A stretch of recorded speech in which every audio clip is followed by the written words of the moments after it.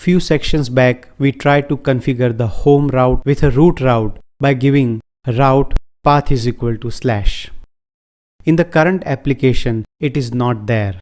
So again, when I run the application, you can see that the home page is displayed when the home menu item is clicked.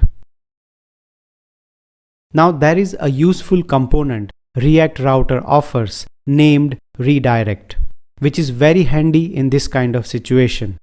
It navigates the route to a new location.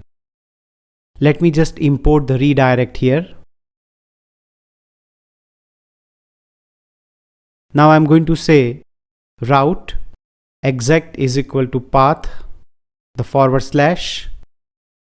Why do I say exec? You must be knowing it, but still let me refresh that. If I do not give exec, that means all the URLs are beginning with a /. It means it will match to all the URL, which we don't want. So we make sure that we give exec here. And then here I'm going to say redirect to home. Now see this, home is already there. The route is already defined. So what I'm doing is that if there is a /, that is there is a root route, then do not open any other component but redirect to the route which is already there. That is the home route. So now let's save this and try to run. As you can see that opening the root route redirects to home.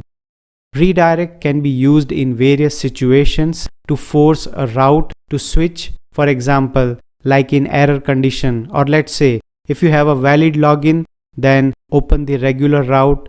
Otherwise, redirect to some other page. For example, like this, where we have the valid user, then you redirect to the dashboard. Otherwise, you show the invalid user component. So this is how you can use the redirect component to redirect the route. Now let's talk about the relative questions. So the question is, explain a scenario of implementing redirect component, or how to do a redirect on another route depending on a condition.